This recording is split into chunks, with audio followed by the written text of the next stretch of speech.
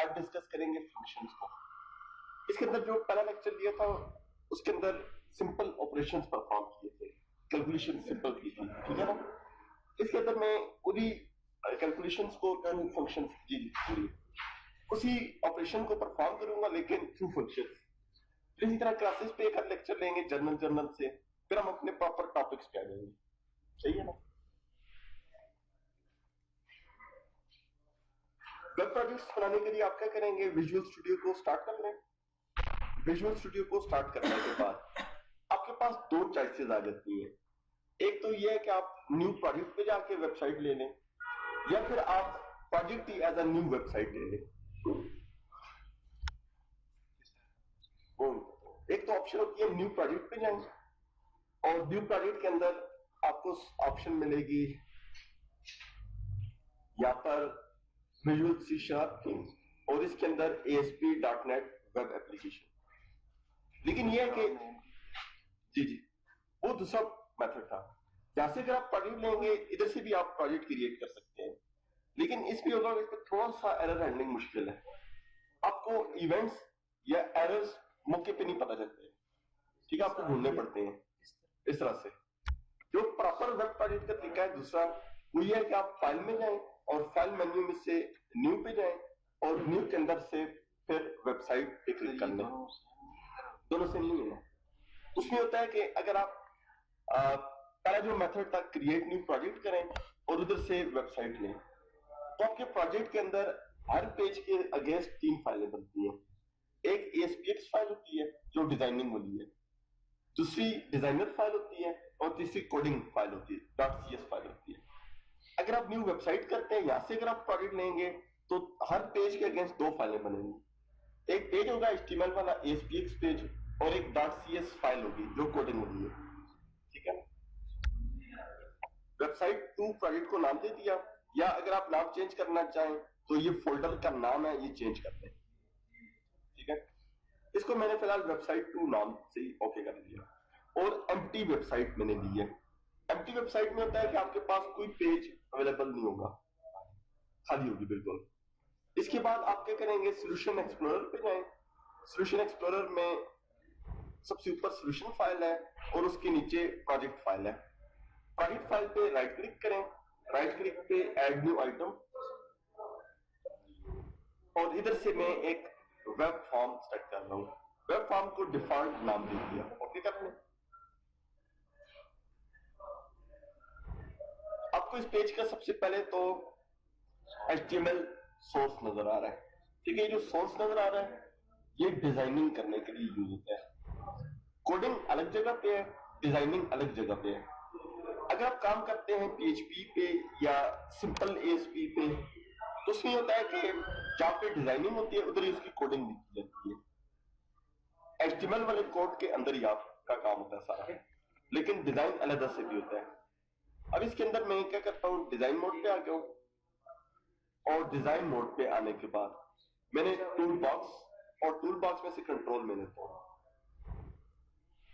यहां पर लेबल ले लिया एक, और इस लेबल के सामने मैंने ले लिया टेक्स्ट बॉक्स।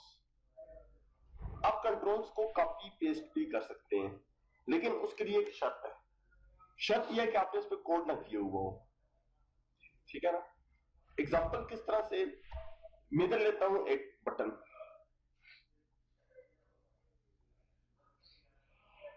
अब इस बटन को कॉपी कर लिया और फिर पेस्ट कर दिया।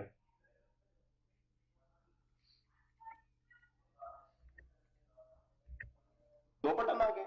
इस बटन पे क्लिक करें, इसका अलग इवेंट बनता है, इवेंट मतलब फंक्शन, और अगर इस बटन पे क्लिक करें तो इसका अलग फंक्शन बन रहा है। लेकिन अब इन दोनों के फंक्शंस बन गए ना। अब इस बटन को कॉपी करें और पेस्ट करें।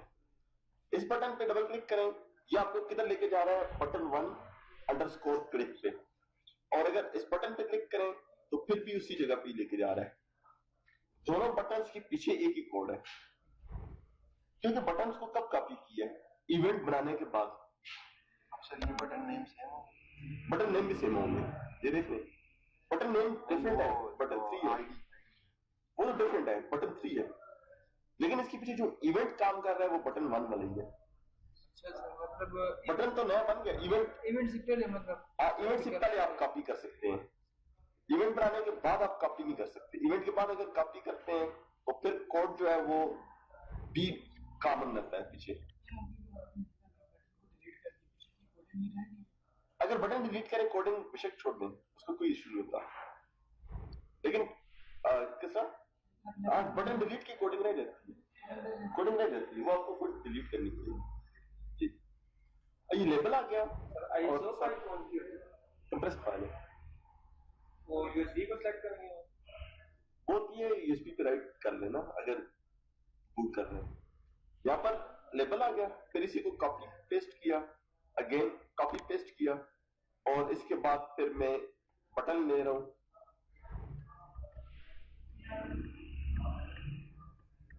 सबसे पहला लेबल है, इस लेबल की आपको टेक्स्ट प्रॉपर्टी मिलती है। इसकी टेक्स्ट प्रॉपर्टी के अंदर मैंने लिख लिया एंटर फर्स्ट इंटीजर। फिर अगेन लेबल सेलेक्ट किया और लेबल के अंदर एंटर सेकंड इंटीजर। फिर थर्ड लेबल आ गया, इसकी टेक्स्ट प्रॉपर्टी के अंदर मैंने लिख लिया रिजल्ट। टेक्स्ट वो प्रॉपर्टी जो सामने नजर आएगी। फिर बटन आ गए, पहला बटन है, इसका टेक्स्ट मैंने रख लिया प्लस। दूसरा बटन आ गया, इसके टेक्स्ट के अंदर माइनस लिख लिया। फिर मॉडुलस आ गया, या स्टेरिक पर डाल दिया। स्टेरिक के बाद डिवाइड आ गया, और डिवाइड के बाद फिर मैं लिखता हूं इसमें मॉडुलस। अब ये लेबल भी डाल दिए। वह नहीं होता है कि आप लेबल्स या कंट्रोल्स का जो साइज है बाय डिफॉल्ट आपको होता है, आप इसमें लेबल पहले छोटा सा था, जितना टेक्स्ट लिखा है अपना इसका साइज आ गया। बटन में भी जितना टेक्स्ट है उस हिसाब से आ गए, लेकिन बाद में आप खुद इनको रिसाइज कर सकते हैं। जितना साइज आपको रिक्वायर्ड होता है आप अपनी जरूरत के मुताबिक इसको रिसाइज कर लें, ठीक है। इनमें नेक्स्ट काम मैं क्या करता हूं, इन टेक्स्ट बॉक्सेस की नेम को चेंज करूंगा, ठीक है। इनकी जो आईडी प्रॉपर्टी है इसके अंदर मैं ग्रुपिंग में काम करूंगा, कैटेगराइज्ड। आपकी मर्जी है, इसमें प्रॉपर्टीज जो है अल्फाबेटिकल भी रख सकते हैं और कैटेगराइज भी रख सकते हैं। मैं ज्यादातर कैटेगराइज व्यू पे काम करता हूँ, ठीक है ना। कैटेगराइज में मैं आपको बताऊंगा कि फ्लॉग प्रॉपर ग्रुप है, उसके अंदर ये प्रॉपर्टी है। इसके अंदर आईडी है, इस आईडी को मैंने txt_n1 कर दिया। टेक्स्ट बॉक्सेस को जब भी आप नाम दें तो txt शुरू में लिख दिया करें, ताकि बाद में कोडिंग के दौरान आइडेंटिफाई करना आसान हो। फिर सेकंड टेक्स्ट बॉक्स आ गया, इसको txt_n2 नाम दे दिया। स्पेस वाला नहीं देनी, इसमें आईडी है, इसमें वेरिएबल्स के रूल को फॉलो करना है। यहां पर आ गया txt रिजल्ट, इसके अंदर भी स्पेस मैंने नहीं दी। अब पहला काम प्लस पे डबल क्लिक कर लें, इसकी कोड पे जाते हैं। कोडिंग के अंदर पहला काम मैं डिफाइन करता हूं ग्लोबल वेरिएबल्स को। ग्लोबल वेरिएबल्स किसी भी ब्लॉक के बाहर डिफाइन किए जाते हैं, ठीक है।